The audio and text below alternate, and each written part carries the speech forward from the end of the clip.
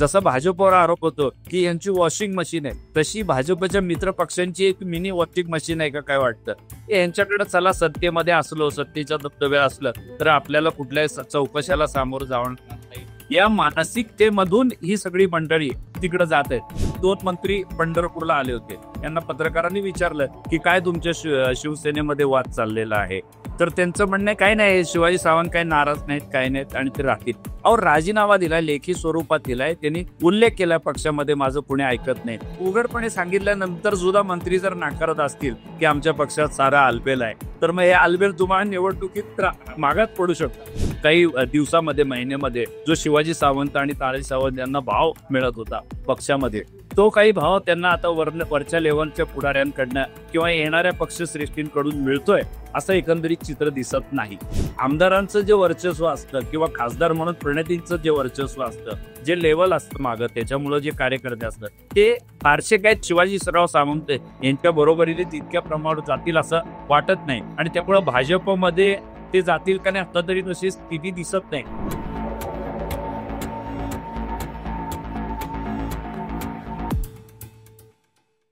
नमस्कार, मी सुपर्ण मराठे आणि the पॉलिटिक्सच्या hyper लोकलमध्ये तुम्हा सगळ्यांचं पुन्हा एकदा स्वागत आहे.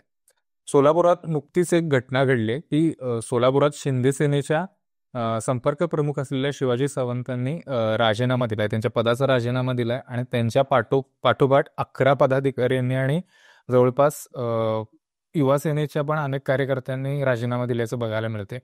तर या सगळ्या पार्श्वभूमीवर ज्या शिंदेने ऑपरेशन टायगर राबवलं, त्यांनी खूप शिंदे सेनेचा विस्तार केला. आज त्याच शिंदेच्या पक्षात सोलापूरमध्ये त्यांना खूप धक्का बसल्याचं चित्र दिसते. या सगळ्या पार्श्वभूमीवर चर्चा करायला आज आपल्यासोबत आहेत दैनिक सांसचे कार्यकारी संपादक अविनाश कुलकर्णी सर, जे की ज्येष्ठ राजकीय पत्रकार पण आहेत. सर, स्वागत आहे तुमचं द पॉलिटिक्सवर. नमस्कार सर, पहिलाच प्रश्न हा आहे की एकतर शिंदेच्या मंत्र्यांवर आज आरोप प्रत्यारोप होत आहेत, त्यांच्या राजीनाम्याची मागणी होताना दिसते आणि अशातच अंतर्गत वाद, शिंदे सेनेतला अंतर्गत वाद चव्हाट्यावर आलाय सोलापूरमध्ये.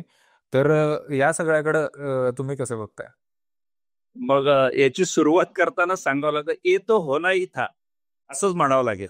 कारण काय, तुम्ही भरती करताना ती नोकरीसाठी भरती करताना आपण बघतो की भरतीला फार उभारणार लोक, पण त्यात ज्यात गुणवत्ता धारक आहेत ना त्यांनाच सिलेक्ट केलं जातं. पण राजकीय भरतीमध्ये असं होत नाहीये. आणि एकनाथ शिंदे सेनेकडनं तेच झालं. केवळ उद्धव ठाकरेंना चेकमेट द्यायचा आणि माझ्याकडे जास्त माणसं आलीत हे दाखवायचं, या घाईघाईमध्ये त्यांच्याकडं बेफाम गर्दी आली, पण ती गुणवत्तेची किती, म्हणजे भरती झाली पण खोगीर भरती जास्त झाली असं आपल्याला म्हणावं लागेल. असं एकंदरीत दिसतंय. कारण काय, ज्या पक्षामध्ये, इतर पक्षामध्ये ज्यांना टाकाऊ म्हणून बघितलं जातं किंवा फार काय व्हॅल्यू नाहीये, आता उरलेला नाही राजकारणामध्ये त्यांच्या पक्षामध्ये, अशाच मंडळींनी गेल्या काही दिवसामध्ये ही उड्डाणं केलेली आहेत एकनाथ शिंदेकडं, एकनाथ शिंदेच्या शिवसेनेमध्ये.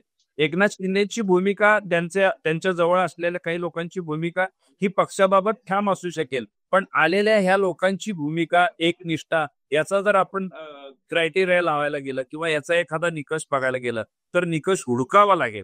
तो सहजासहजी सापडणार नाही. अनेक लोक असे गेल्या काही दिवसामध्ये घेतलेले आहेत, त्यांनी 3-3, 4-4 पक्ष बदलून उठाणं घेऊन यांच्या पक्षामध्ये आलेले आहेत एकनाथ शिंदेच्या, आणि म्हणून हे होणारच होतं. आता तर होणार आहे. म्हणजे हे आधीची लढाई आहे. ज्या वेळेला प्रत्यक्ष स्थानिक स्वराज्य संस्थांच्या निवडणुका जाहीर होतील आणि त्याच्यासाठीची मोर्चे बांधणी सुरू होईल उमेदवारांची, त्यावेळेला आणखीन मोठ्या रोषाला यांना सामोरं जावं लागणार आहे एकनाथ शिंदे गटांना. कारण काय याच्यामध्ये, आणि हा फक्त एकनाथ शिंदेच्या गटापुरता वाद आहे, शिवसेनेपुरता असं नाही, हा भाजपला सुद्धा ह्याला सामोरं जावं लागणार आहे. कारण त्यांच्याकडे सुद्धा इतक्याच प्रमाणात भरती झालेली आहे. बाकी दोन्ही इतर पक्षामध्ये तुलनेमध्ये भरती जास्त आहे, बाहेर न येणाऱ्यांची भरती कमी आहे.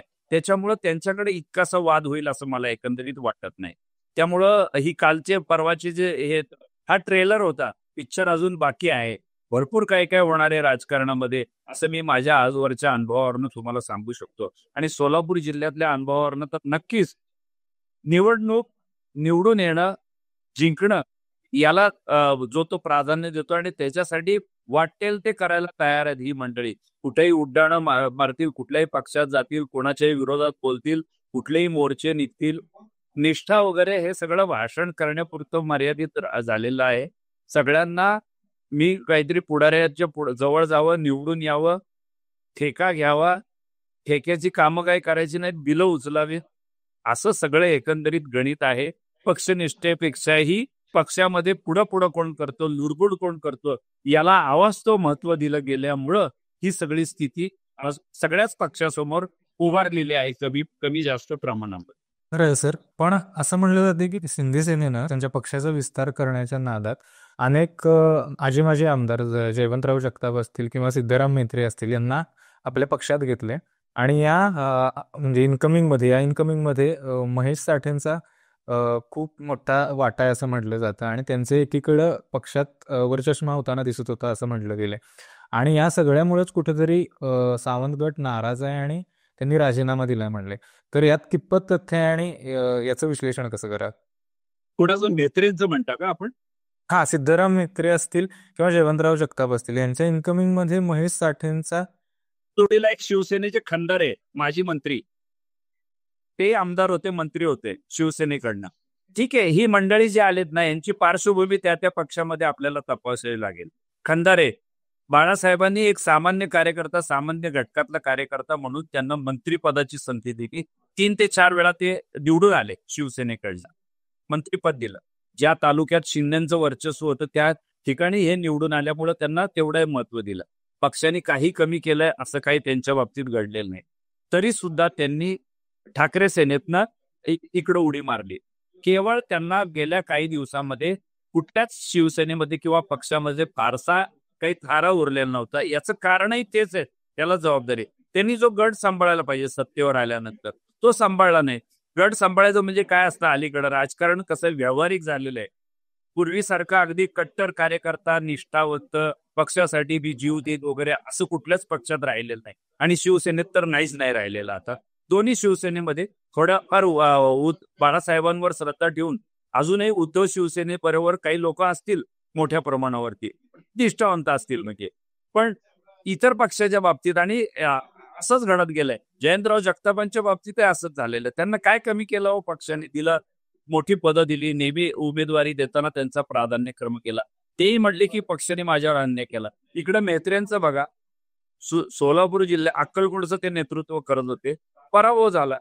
पराभव त्यांच्या बंधुराजांचे काय उद्योग आहेत सगळ्या गावाला माहिती आहे.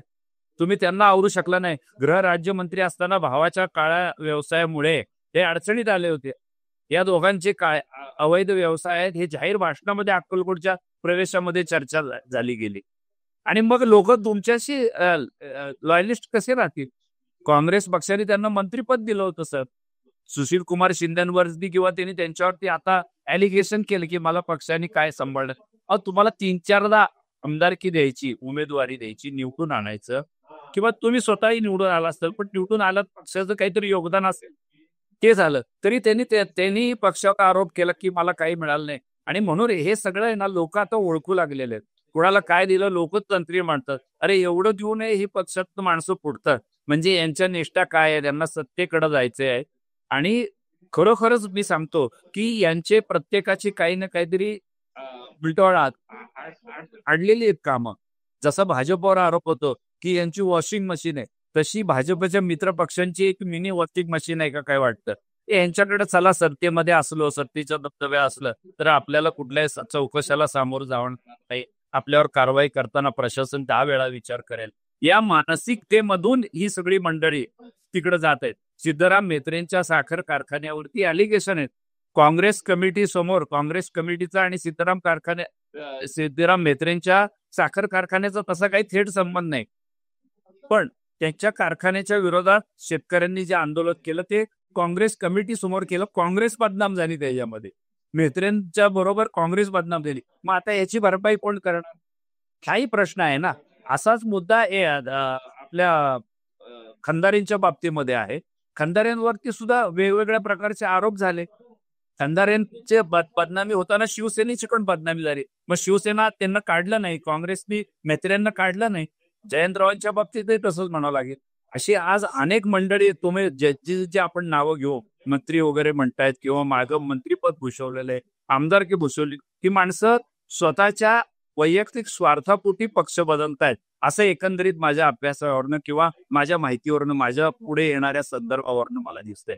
याच्यापुढं आता प्रश्न असा आहे की यांचा दबदबा जनतेमध्ये किती टिकलेला आहे, मतदारामध्ये किती टिकलेला आहे, त्याचा त्यांना पुढच्या काळामध्ये त्या पक्षामध्ये गेले, त्यांनी जर संधी दिली, उमेदवाऱ्या दिल्या, त्यांच्या समर्थकांना उमेदवाऱ्या, तर त्यांचा कट प्रबळ होईल. जसा पक्षाला त्यांची गरज आहे तशी पक्षाची, कुठल्या तरी एका सत्ताधारी पक्षाची या सर्व मंडळींना वेगवेगळ्या कारणासाठी गरज होती, म्हणून हे सगळे पक्षांतर चालू आहे. तुम्ही जे म्हणला की राजकीय हितासाठी तुम्ही एक प्रत्येक जण पक्षांतर करायला लागले, पण या पक्षांतरामागं माझा तोच प्रश्न होता की महेश साठे जे शिंदे सेनेचे आहेत त्यांचा खूप मोठा हात होता त्यांना या सगळ्या आजी माजी आमदारांना शिंदे सेनेत आणण्यात. तर या महेश साठेंचा वर चष्मा कुठेतरी शिंदे सेनेत होतोय असं एकूणच सावंत गटाचं म्हणणं पडते किंवा त्यांच्यातही कुजबूज चालू आहे, नाराजगी. हे खरं नाराजीचं कारण आहे का आणि यात कितपत तथ्य आहे? नक्कीच आहे. महेश साठे हे शिवसेनेमध्ये आलेल्यापैकी एक नाही असं, ते मूळच्या शिवसेनेमध्ये सुद्धा होते आणि बाळासाहेबांच्या प्रति प्रेम म्हणून त्यांनी काम केलेलं होतं त्यावेळेला. आणि त्यांच्याकडं हळूहळू जबाबदारी, पहिले काही जे लोक एकनाथ शिंदेबरोबर गेले ना, त्यापैकी ते एक होते. त्यांना महत्व देणं साहजिक आहे. आता ज्या दिलीप कोल्हेंनी उठाव केलाय किंवा बागलांनी उठाव केलाय, या मंडळींचा जो उठाव असेल, जे कुणी आता 21 जणांनी युवा सेनेच्या कार्यकर्त्यांनी राजीनामे दिले किंवा 11 पदाधिकाऱ्यांनी राजीनामे दिले, हे नुकतेच आलेले आहेत. नुकतेच आले ना, आम्हाला मोठं म्हणा, आम्हाला पद द्या, असं होऊ शकत नाही ना. एकनाथ शिंदेचा विश्वास त्यांच्या साठेंवर असणं साहजिक आहे, कारण त्यांनी योगदान आधीपासून दिलं आणि त्यांच्यावर जिल्हा प्रमुख, लोकसभा प्रमुख म्हणून त्यांच्यावर जबाबदारी दिलेली आहे आणि त्यामुळे त्यांनी पक्षवाढीचा त्यांच्यावरती काय ऑपरेशन टायगर ही जबाबदारी त्यांच्याकडे दिल्यामुळे त्यांनी वेगवेगळ्या मोहरक्यांना गाठणं, त्यांना आपल्या पक्षात आणणं हे काम चालू ठेवलंय. आणि हे नक्कीच ह्या इतर मंडळींना डोळ्यात खुपतंय. यांना वाटतं की आता तिथं खरा वार कुठे आहे, गोप कुठे आहे, की तानाजी सावंत आणि शिवाजीराव सावंत ही दोन मंडळी एकनाथ शिंदेच्या जवळची म्हणून समजली जातात. त्यांचा पक्ष तोच आहे. त्यातल्या त्यात शिवसेनेमध्ये बऱ्याच वर्षापासून काम करणाऱ्यापैकी म्हणून शिवाजीराव सावंत यांचं म्हणता येईल. ते अगदी बाळासाहेब असल्यापासून ते पक्षामध्ये काम करतात. त्यांनी अगदी निष्ठावंत सैनिक म्हणून अगदी छोटी छोटी पदं सुद्धा त्यांनी त्यावेळेला बघलीत, की सुरुवातीच्या राजकारणात त्यांना ते जवळून बघितलेलं आहे. तर त्यांना आता काय झालंय, की मधल्या काळामध्ये तानाजी सावंत हे एकनाथ शिंदेपासून दूर गेले, मंत्रिपद मिळालं नाही आणि त्यांच्यात वितुष्ट वाढलं. दरम्यानच्या काळात खरं तर हा काही सार्वजनिक चर्चेचा विषय नाही, पण सावंत कुटुंबामध्ये अंतर्गत दोन्ही बंधूंमध्ये तितकंसं सख्य राहिलेलं नाही. काही त्यांचे प्रापंचिक वाद असू शकतील, काही असेल वेगळं राजकारण. मध्यंतरी मुख्यमंत्री उपमुख्यमंत्री म्हणून मला वाटतं एकनाथ शिंदे पंढरपूरच्या दौऱ्यावर आले होते. त्यावेळेला एक मोठा कार्यक्रम होता, त्यासाठी शिवाजी सावंत यांनी पानभर मोठी जाहिरात दिली होती स्थानिक दैनिकामध्ये आणि त्यात स्वतःच्या बंधूचाच फोटो नव्हता. इथंच लोकांनी ओळखलं की हे राजकारण किती वेगळ्या थराला गेलेलं आणि यांच्यामधील दुरावा किती वाढलाय. आता या शिवाजी सावंत यांना महत्व दिलं गेलं, कदाचित ते तानाजी सावंतांना रुजलंय का नाही मला माहिती नाही. आणि तानाजी सावंत यांना महत्व देत आहेत आणि त्यांना भेटायला जातात. आणि मला माझ्या पक्षामध्ये इथं एक दुसरा माणूस माझ्याच मतदारसंघातला, म्हणजे हे माड्याचे मूळचे शिवाजी सावंत तानाजी तिकडचे, आणि ते जे साठे जे आहेत ते सुद्धा मूळचे तिकडचे. त्यांच्यातले ते दोघांचे तिथले मतभेद आहेत आणि त्या मतभेदातून हे सगळं नाराजीचं नाट्य वाढत गेलं. आणि हे जे दिलीप कोल्हे आहेत किंवा युवा सेनेचे काही कार्यकर्ते आहेत, हे सगळे मधल्या काळामध्ये, म्हणजे ज्या वेळेला शिवाजी सावंत यांची चलती एकनाथ शिंदे शिवसेनेमध्ये होती, त्यावेळेला त्यांचे अगदी कट्टर समर्थक आहे. त्यांच्या म्हणण्यावरूनच ते पक्षामध्ये आलेत राहिलेत यापैकी बरेच कार्यकर्ते. आणि मग त्यांनी हा राग अशा पद्धतीने व्यक्त केलाय आणि त्यामुळे एकनाथ शिंदे शिवसेनेमध्ये ही आपल्याला धुसफूस सध्या दिसून येत आहे. शिवाजी सावंतांना जेव्हा त्यांच्या राजीनाम्याबद्दल विचारलं गेले तेव्हा त्यांनी म्हणलेले की कुणाचा किती हस्तक्षेप आहे याबद्दल यापेक्षा माझ्याच मतदारसंघात तालुका प्रमुख आणि शहर प्रमुख नेमताना पण मला माझं मत विचारात घेतलं नव्हतं. तर हे त्यांना विचारात घेतलं नाही हे नक्कीच आहे. इव्हन अक्कलकोटच्या कार्यक्रमात ह्या कुणालाच निमंत्रित केला गेला नाही. अक्कलकोटला जो इतरांचा प्रवेश होता, पक्ष प्रवेश, त्यावेळेला या मंडळींना वाटलं आपल्याला सन्मानाने बोलवलं जाईल आणि तिथं स्टेजवर बसवलं जाईल वगैरे. या सगळ्या मंडळींना डावललं गेलं.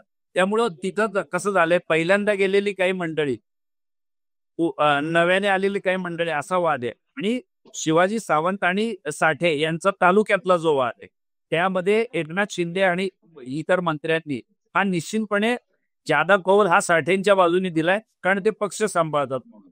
पक्षाची जबाबदारी त्यांच्यावर दिली. आता काल सुद्धा बघा 2 मंत्री पंढरपूरला आले होते. या सगळ्यांचं म्हणणं असं आहे, यांना पत्रकारांनी विचारलं, की काय तुमच्या शिवसेनेमध्ये वाद चाललेला आहे?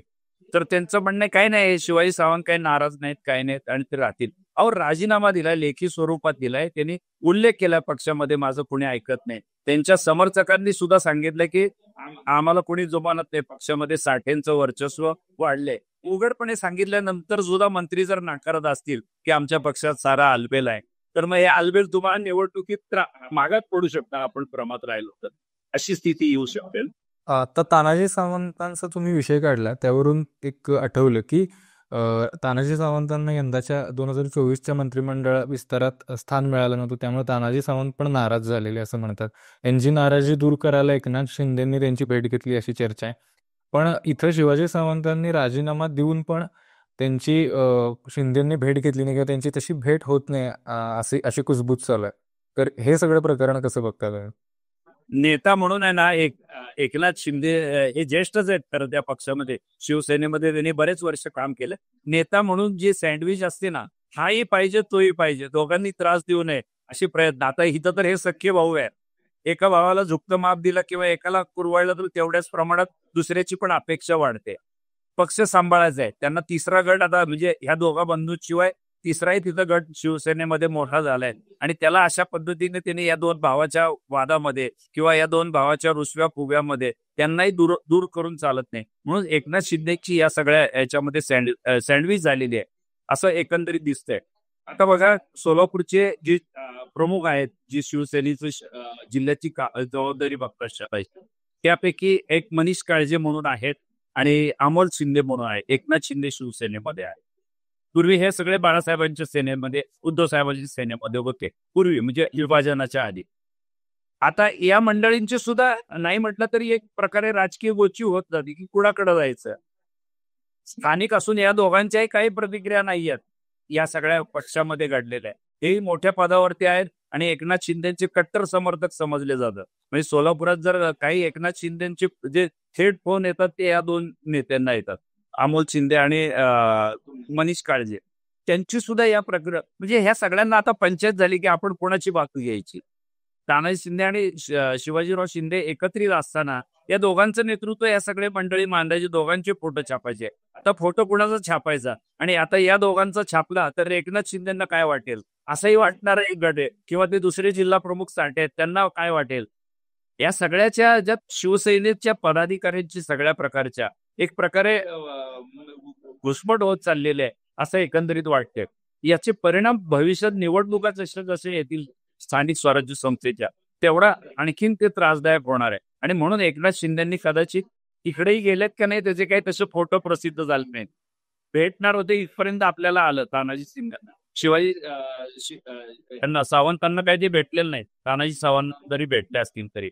पण त्यांच्याकडनं काही लोक 2 मंत्री काल सोलापुरात जिल्ह्यात आले, पंढरपूरला आले होते.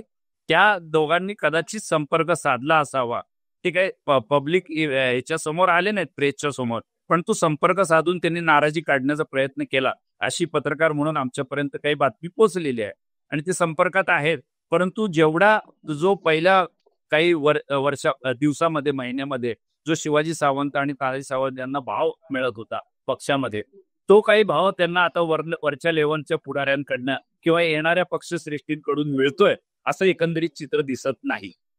शिवाजी सावंतांच्या राजीनाम्यानंतर एक बैठक झालेली, एक समन्वयक कदम यांच्या समवेत साठे आणि सावंत गटातल्या कार्यकर्त्यांमध्येच तिथं एकमेकांवर भिडलेले असं एक आपल्याला बघायला मिळालं. तर अशी चर्चा आहे की या व्यतिरिक्त पण एक मतभेद किंवा एक हे झालेली म्हणतात धुसफूस, आणि तर त्याबद्दल काय सांगाल? ती कुणाबद्दल होती आणि कोण कोण होतं त्यात इन्व्हॉल्व? कानावर आलं, कालच ते घडलंय म्हणे. आणि त्यांना भांडणं सुद्धा मिटवता येत नव्हती, एवढा आक्रमकपणा दोन्ही मध्ये होता. माझ्या माहितीप्रमाणे मी नाव ऐकलंय त्यात महेश चिवटे आणि दिग्विजय बागल, जे श्याम बागल म्हणून आमदार होत्या, दिगंबर बागल यांच्या, म्हणजे दिगंबर बागल आमदार होते, त्यांच्या पश्चात त्यांच्या पत्नी श्याम बागल झाल्या आणि त्यांचे चिरंजीव हे दिग्विजय, ज्यांच्या भगिनी एक आहेत रश्मी बागल, त्या माझ्या माहितीप्रमाणे बीजेपी मध्ये आहेत सध्या.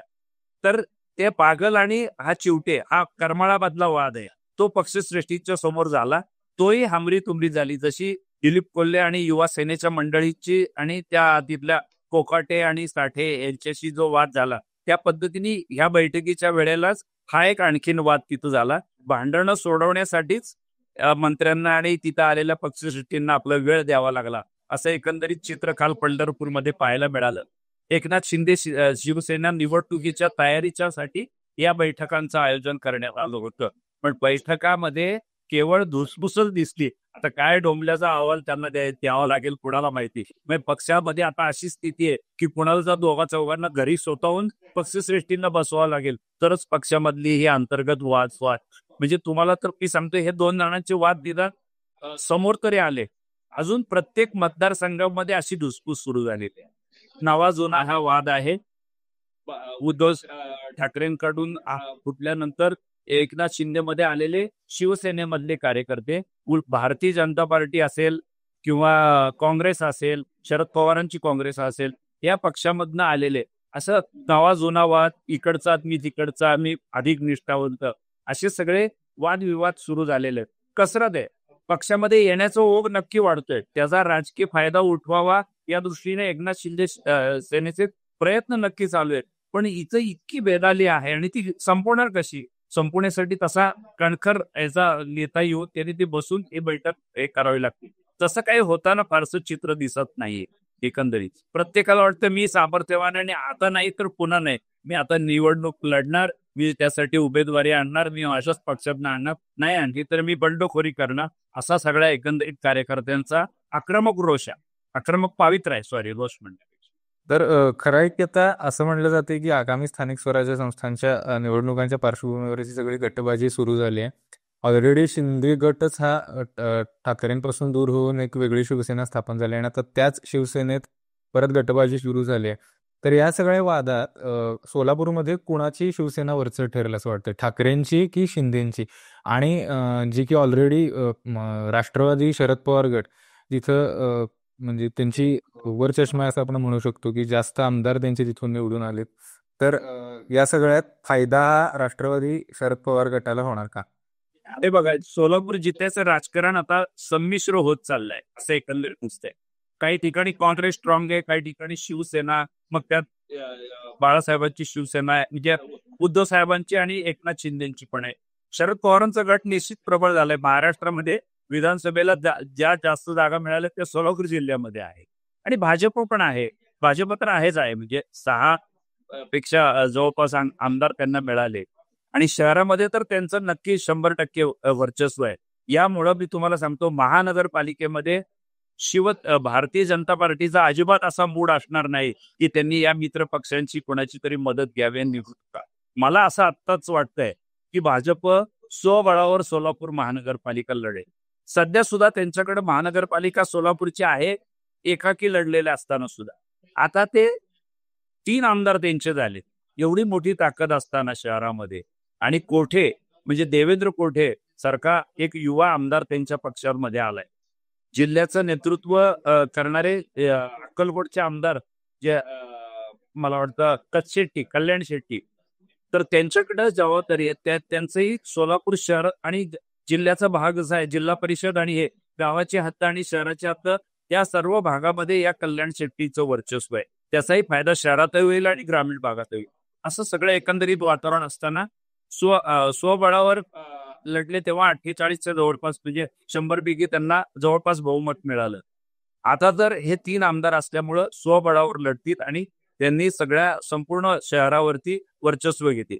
फार फार तर अगदी नगरट्या जागा 8 ते 10 जागा, आणि इकडे एकनाथ शिंदे शिवसेनेला सुद्धा 8 ते 10 जागा, अजित पवारच्या गटाला 8 ते 10 अशा 2 गटामध्ये त्यांनी दिल्या तर देतील. पण तो देताना सुद्धा भाजपला अंतर्गत बंडखोरी होईल का, या सगळ्या गोष्टीला सामोरं जावं लागणार आहे. आता या 3 आमदारांकडं प्रत्येक मतदारसंघामध्ये, वॉर्डामध्ये म्हणजे उमेदवार ठासून एकापेक्षा अधिक उमेदवार आहेत. त्यामुळे त्यांना आहे त्याच पक्षामधली बेदानी होऊ द्यायची नाही या दृष्टीने बघावं लागत असताना जर बाहेरच्या पक्षांनी या दोन मित्र पक्षाशी युती केली, निवडणुकीमध्ये जागा वाटप केलं, तर आणखी कुठल्या तरी समीकरण बदलतील ही सगळी भीती आणि त्यांनी एकला चलोरेच्याच भूमिकेमध्ये भाजप आहे. त्यामुळं शहरामध्ये काही मिळणार नाही. आता फायदा कुठं मिळेल भाजपला? ग्रामीण भागामध्ये. ग्रामीण भागामध्ये काही पट्ट्यामध्ये एकनाथ शिंदे शिवसेनेला मानणारा एक वर्ग आहे, जो माळा असेल, तुमचा पंढरपूरचा थोडा काही भाग असेल, कारण तिकडं पंढरपुरामध्ये काही लोक आलेत, माळशिरसचा काही भाग असेल, करमाळ्याचा भाग असेल. इथनं जिल्हा परिषदेवरती, पंचायत समित्यावरती जे सदस्य निवडून येतात, मोहोळच्या पुढचा भाग जो म्हणजे मोहोळ सोलापूर लोकसभामध्ये येतं, पण हा इकडचा भाग जो सगळा आहे, तर त्या मंगळवेढ्याचा काही भाग आहे, तर त्या सगळ्याच्या दृष्टीने ही सगळी त्यांची पावलं टाकलेली दार भासणार. शरद पवार गटाला विधानसभेत यश मिळालंय, पण ते जर चांगले उमेदवार देऊ शकतील का नाही स्थानिक स्वराज्य संस्थे म्हणजे विशेषतः आपल्या जिल्हा परिषदेला आणि पंचायत समितीच्या निवडणुकीत हे सगळं बघावं लागणार आहे. त्यामुळे शरद पवार गट जागा जास्त लढवेल त्या भागामध्ये आणि त्यांना त्या तुलनेमध्ये मिळेल, पण तिथं बीजेपीला विरुद्ध त्यांचा संघर्ष होईल. म्हणजे कुणी झालं तरी बीजेपी हा प्रमुख विरोधक असणार.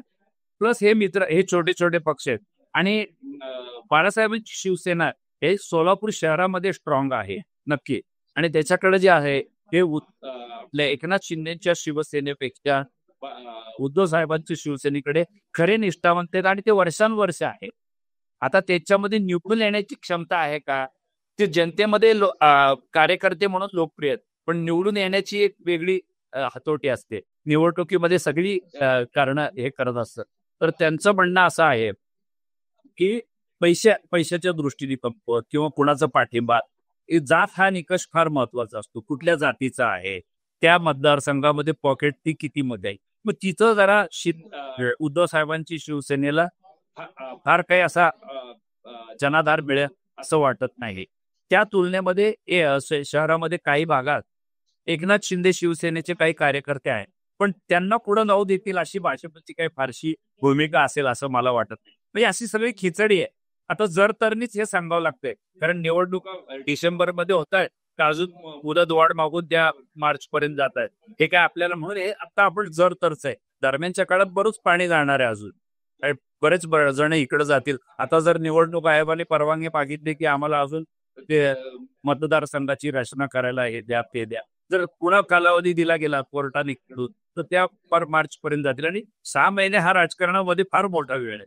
त्या वेळेत काही होऊ शकतं. त्यामुळं सगळे पक्ष आता पहिल्यांदा निवडणुका लढायच्या आहेत आणि या दृष्टीने आपलं काहीतरी वर्चस्व सिद्ध करावं यासाठी सगळ्या पक्षाचे प्रमुख पदाधिकारी या संदूक सुंदीला लागलेले आहेत. त्यामुळे एकंदरीत आता आपला चर्चेचा विषय एकनाथ शिंदे शिवसेनेतील बेदाली असा असला तरी कमी जास्त अंतराने प्रत्येक पक्षामध्ये हेच चालू आहे असं मला एकत्रित दिसतंय. तुम्ही आता सत्ता समीकरणाबद्दल बोलला सोलापूरच्या, तर त्याच अनुषंगाने एक प्रश्न येतो की एवढं सगळा राजीनाम्याचा जो घाट घातलाय शिवाजीराव सावंतांनी, त्याच्या मागची पण कारणं आता बघितली, तर शिवाजीराव सावंत हे भाजपच्या वाटेवर आहेत का? आणि जर असले तर तिथं त्यांना म्हणजे तिथलं सत्ता समीकरण परत कसं बदलेल आणि त्यांना शिंदेना यामुळे सोलापुरात काय भवितव्य असेल? नाही, एकनाथ शिंदे शिवसेनेला कदाचित थोडाफार सेटबॅक बसू शकतो, कारण राजकारणामध्ये जे चलन लागतं, आर्थिक प्रबळ बाजू, आर्थिक सक्षमता, ती शिवाजीरावांकडे होती. त्यांनी आरोग्य शिबिरं जी मागच्या वारीच्या वेळेला किंवा त्याच्यानंतर जी घेतली ती खरोखरच मोठी होती. शहरामध्ये वगैरे फार मोठ्या प्रमाणावर त्यांनी खर्च केला या सगळ्यासाठी. शासकीय खर्च वेगळा, पुन्हा त्यांच्या कारखान्याच्या वतीनं, त्यांच्या ग्रुपच्या वतीनं मोठ्या प्रमाणात खर्च केला. हा एक मोठा आधार आहे पक्षाचा. तो एकनाथ शिंदे शिवसेनेला कदाचित सेटबॅक देणार आहे. आता प्रश्न आहे की ते जाणार की नाही. भाजपमध्ये आत्ताच इतकी गर्दी आहे आणि नवीन माणसाला तिथं आल्यानंतर मग पुन्हा ते एवढा सन्मान मिळेल असं काही तिथं एकंदरीत हे ते स्वतः आहे. शिवाजीराव सावंत सुद्धा ओळखून आहे हे सगळं. फक्त रागाच्या भरात कुणाला तरी चेकमेट द्यायचा असेल तर असं एखादं विधान देऊ शकतात. निश्चित आहे की बीजेपीच्या आमदारामध्ये सुद्धा सोलापुरात चढाओढ चालली आहे. मी जास्तीत जास्त इतर पक्षाचे लोक आपल्याकडे ओढून आणतो. त्यासाठी देवेंद्र कोठेंनी जरा जास्तच पुढाकार घेतलाय. आणि ते बऱ्याच लोकांना, बऱ्याच नगरसेवकांना माझी म्हणजे विविध पक्षातल्या त्या आपल्या गटामध्ये आणतायत सध्या. त्या दृष्टीनं त्यांनी काही बोलणी करू शकतात यांच्याशी. आणि नगरसेवक मात्र काही देवेंद्र कोटेच्या माध्यमातून आत्ताच बीजेपीच्याकडं चाललेले आहेत. पण आता प्रश्न हा आहे, ह्यांचं शहरामध्ये वर्चस्व तितकंसं नाहीये. स्वतः ते शहर माध्यमातून उभारणार होते शिवाजीराव चव्हाण. त्यांचा मतदारसंघ हा माढा आहे. पण माढ्यामध्ये ते न उभारता इकडे आले होते. त्यामुळं शहरामध्ये जरी ते आले तरी एवढा प्रभाव देऊ शकणार नाही आणि ते आमदार नाहीये. आमदारांचं जे वर्चस्व असतं किंवा खासदार म्हणून प्रणितींचं जे वर्चस्व असतं, जे लेवल असतं मागं त्याच्यामुळं जे कार्यकर्ते असतात, ते फारसे काही शिवाजीराव सावंत यांच्या बरोबरीने तितक्या प्रमाणात जातील असं वाटत नाही. आणि त्यामुळे भाजपमध्ये ते जातील का नाही हा त्यांचा प्रश्न आहे. एकंदरीत आता तरी तशी स्थिती दिसत नाही. आणि जरी केले तरी एकनाथ शिंदे शिवसेनेला थोडासा धक्का बसेल. पण भाजपला फार मोठा लाभ होईल असं काही नाही. पण फक्त एक विरोधातला माणूस आपल्या बाजूला बसलाय इतकंच त्यांच्या दृष्टीने फायदेशीर असेल. माजी उपमहापौर दिलीप कोल्हे पण भाजपच्याच वाटेवर आहेत अशी चर्चा रंगते. तर जरी शिवाजीराव चव्हाण जातील न जातील, तुम्ही म्हटलं तसं कदाचित बार्गेनिंगसाठीचा गेम असू शकतो. तर इतर मंडळी जर भाजपमध्ये गेली तर मग त्याबद्दल काय सांगाल, काय होईल सत्ता? आता दिलीप कोल्हेचं नाव घेतलं किंवा त्यांच्या बरोबर जे इतर मंडळी, या सगळ्यामध्ये एक 2-3 माणसं आहेत की ते निवडणुकीला उभारणार आहेत काही झालं तरी. कॉर्पोरेशनच्या निवडणुकीसाठी हे शहरामध्ये उभारणार. आणि ते आता आज जरी दिलीप भाऊ जरी त्या पक्षामध्ये थांबले काय नाही थांबले काय, ते लढायचं असतील तर त्यांचा एक तो लक्ष्मी विष्णू मिल परिसर म्हणून सोलापुरातला एक प्रसिद्ध भाग आहे. त्या भागामध्ये त्यांचं काही प्रमाणामध्ये वर्चस्व आहे. तेवढ्याच तोडीचे त्यांचे त्या भागात विरोधक पण आहेत हे सांगतो. कारण ते मागच्या वेळेला तिथून पराभूत झाले. आता ते ते उभारणारच आहेत. मग त्यांना आता फक्त पक्षाचं मागं दुडलं तरी एक बॅनर पाहिजे. मग बीजेपी मिळत असेल आणि देवेंद्र कोठे यांना आपला या भागामध्ये आता जो पूर्वीचा काँग्रेसचे कार्यकर्ते होते, दिलीप कोल्हे असतील, पावस चलगुडे असतील, ही मंडळी निवडून येण्याच्या जवळच्या टप्प्यामधले आहे. मग यांना देवेंद्र कोठे आपल्या छत्राखाली घेणं साहजिक आहे. आणि त्यांचे त्या दृष्टीने दिलीप कोल्हे आणि देवेंद्र कोठे यांचे काही बैठका झाल्या अशी चर्चा आहे. आता ह्या चर्चाच असतात. ज्यावेळेला प्रत्यक्ष शिक्कामोर्तब कधी होतो उघडपणे ते जाते. आम्ही परवा दिलीप कोल्हेंना विचारलं की तुम्ही पुढची स्टेप म्हणजे भाजपमध्ये जाणार का, असा थेट प्रश्न आम्ही पत्रकार परिषदेमध्ये विचारलो. तर ते म्हटले अजून आमचा तो निर्णय व्हायचा आहे. 4-5 दिवसांनी आम्ही कार्यकर्त्यांची बैठक घेऊ. म्हणजे ते शिंदे शिवसेनेमध्ये राहतीलच असं काही सांगता येत नाही. याचं कारण आणि त्याचं चित्रही काल पंढरपूरच्या बैठकीत दिसलं. एवढे आक्रमक होते आणि एवढ्या अशा पद्धतीने बोलल्यानंतर त्यांना पक्षात ठेवा असं पक्षश्रेष्ठी जाऊन अहवाल देतील असं काही मला धाडसं वाटत नाही. त्यामुळे काढायच्या आधीच हे कदाचित बीजेपीच्या वाटेला किंवा अन्य काही गडबाजी करतील असं एकंदरीत चित्र वाटतंय त्यांच्या. तर नक्कीच सर, सोलापूरचं राजकारण आणि शिवाजीराव सावंतांचा राजीनामा या अनुषंगानं आपण सोलापूरचं राजकारण बघितलं. एकूणच शिंदेच्या ठाकरेचं भवितव्य काय असणार यावर चर्चा केली. पुन्हा भेटत राहू, सोलापूरचं राजकारण जाणून घेऊ. तुर्तास इथंच थांबूया आणि द पॉलिटिक्सला वेळ दिल्याबद्दल खूप खूप धन्यवाद. पुन्हा भेटू. द पॉलिटिक्सला लाईक करा, शेअर करा आणि सबस्क्राईब करा. धन्यवाद.